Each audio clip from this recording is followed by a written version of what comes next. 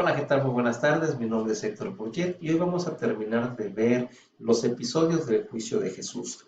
Hemos visto en el primer episodio todo lo que era el sistema normativo penal del derecho antiguo.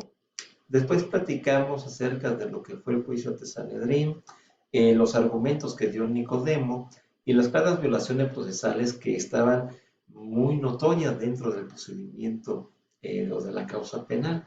Pues el día de hoy vamos a ver en el tercer episodio y último qué es el juicio, cómo se fue dando el juicio ante Poncio Pilatos. Cabe destacar que realmente no hubo un juicio como lo veremos hoy.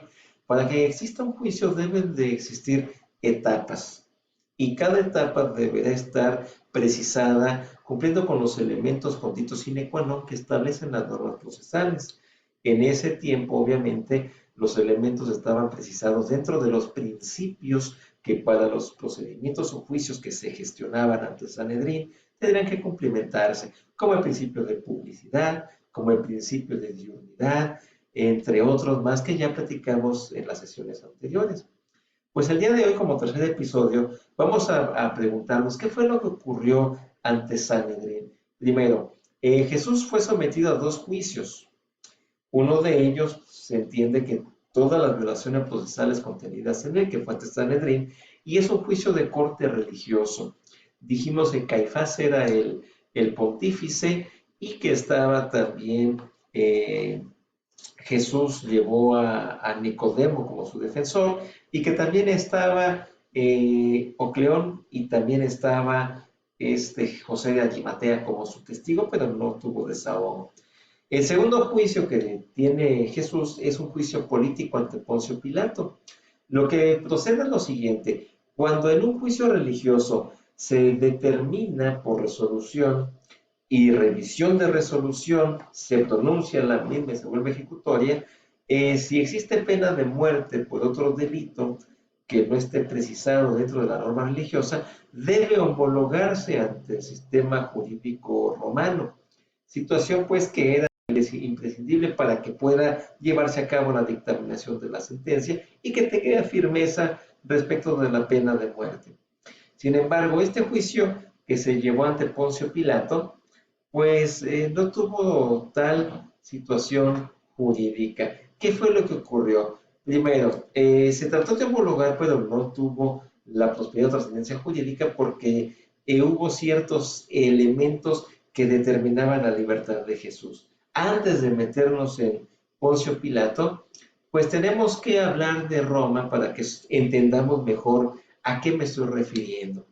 Han de saber que Roma pues tenía un sistema muy interesante, muy actual al sistema antiguo, pero recordemos que los mitos más sobresalientes en la historia de la humanidad pues fueron narrados por los griegos. Se entiende quizá por la envidia que tuvo el emperador romano César Augusto, que haya solicitado a Virgilio de crear una epopeya que tuviese todos los elementos que en ese tiempo se pedían para aquellas narrativas tan extraordinarias para glorificar el imperio romano.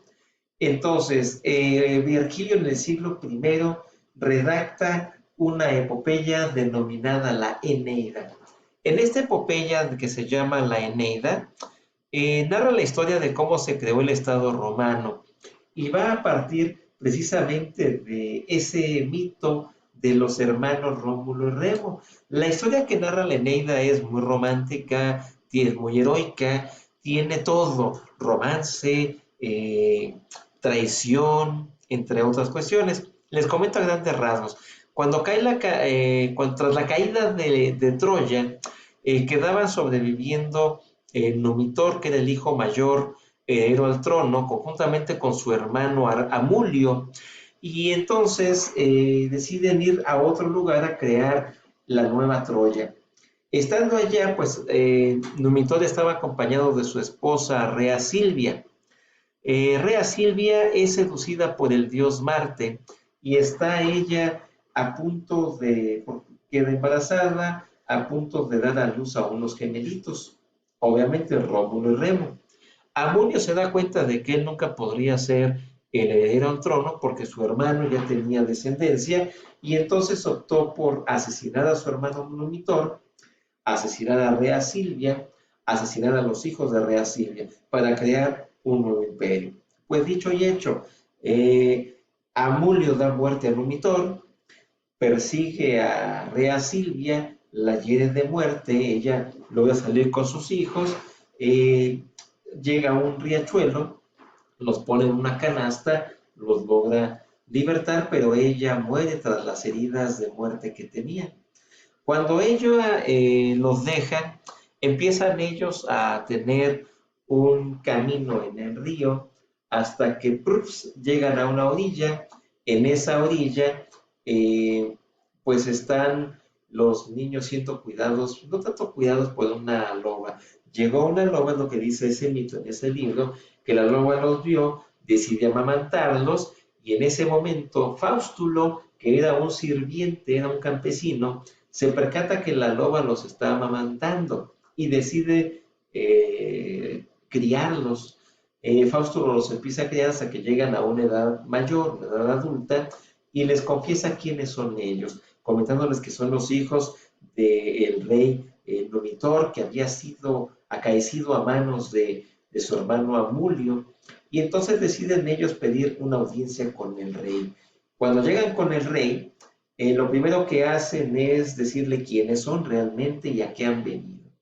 Como el reino estaba armado, asesinan al rey, toman ellos el reino y Rómulo dice abiertamente que su reino será de aquí hasta aquel árbol y que aquella persona que entre sin su consentimiento será decapitada. Eh, Remo, pensando que no era para él la advertencia, decide entrar al reino de su hermano y muere decapitado.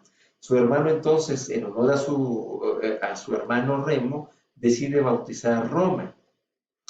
Eh, Roma, curiosamente, tuvo ciertas formas interesantes de lo que son los sistemas jurídicos y los sistemas políticos.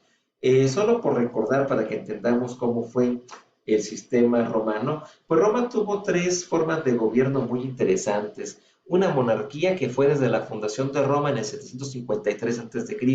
hasta el 224 a.C. La República, que fue del 224 hasta el 27 a.C., el Imperio, que fue del 27 hasta el 454 después de Cristo. Es decir, Cristo nació bajo el gobierno del emperador Octavio Augusto, en la época del imperio que sustituyó a la República. Este emperador Octavio Augusto muere en el año 14 de la era cristiana, fue sucedido por Tiberio, quien a su vez fallece en el año 37. Por consiguiente, pues la vida de Jesús, que abarcó 33 años, según lo que marcan los textos históricos, transcurrió entre ambos emperadores, Octavio Augusto y Tiberio. En ese tiempo en Roma ya se estaban estableciendo algunos conceptos de lo que podría ser el delito. Su principal acepción estuvo establecida en la tabla octava, recordando que en esa época las 12 tablas eran los que regulaban el sistema jurídico tradicional. Por ejemplo, la forma de comparecer ante el magistrado en la primera tabla, la parte de los incapacitados o violación procesales, teníamos hasta la segunda, la patria potestad la tabla cuarta, entre otras cuestiones. La que es de nuestro interés para este último tema es la tabla octava, que ya hablaba de lo que son, propiamente dicho, los delitos. La tabla octava hablaba de lo que era delito y lo concebía desde una acepción muy interesante, porque decía que el delito técnicamente era una contravención de forma voluntaria a una ley que la ley considera penal. Después se llamó que era un hecho ilícito eh, castigado por la norma, que es una definición que actualmente podemos entender si leemos el artículo 7 del Código Penal Federal. Vamos a entender o a leer que dice que delito es el acto u omisión que sancionan las leyes penales, dando a entender entonces que desde el derecho griego, que hablaban acerca de que el hecho ilícito castigado por una norma que se conciba como penal tendría que ser delito, seguimos bajo ese mismo tenor o esa misma sustancia jurídica. Ahora bien, en el derecho romano se decía que había dos formas como surgían los delitos, o que había dos tipos de delito propiamente dicho. Unos delitos que iban a ser privados y otros públicos. Los privados eran porque el autor del delito privado, siempre una persona, podría ser una persona alieni iuris, es decir, que era incapacitada, y entonces establecía que el padre de esta persona, a quien ejercía la patria potestad, pues podía reparar el daño imputable a la persona que le cometió el delito, es decir, nexo deditio, que era como se le llamó a la víctima. Los delitos privados, por tanto, eran principalmente delicta y maleficia, como una ofensa al particular lesionado. Por esa razón tenían esa determinación. Y en cambio los delitos públicos eran los que atentaban en contra de la seguridad del Estado, en contra de lo que era el sistema jurídico, político, estatal romano, como podría ser el perduelio o la alta traición, o como podía ser el parricidio. Estos delitos se les fue incrementando su ámbito de aplicación, dado el surgimiento al crimen majestatis o lese majestatis, crimen a la dignidad o a la lesa majestad. Hoy tenemos un tipo de crímenes que se parecen mucho, que son de lesa humanidad, aquellos que lesionan intereses públicos, eh, ay Dios mío, que son generalizados y que van a ser para una colectividad delitos de lesa humanidad, atentan contra toda la humanidad. Entonces, este tipo de delitos, pues principalmente cuando no se respetaba la dignidad del tribuno, de los ediles, de los jueces decemviros, crimen de repetundarum, de las concusiones, que cometía el funcionario que aceptaba o pedía dádivas por el ejercicio de sus funciones, crimen de peculatus, que también existe hoy en día, que era cometido por el funcionario que aceptaba dádivas, por el que disponía fondos públicos a su beneficio, lo que hoy conocemos también como desviación de fondos públicos.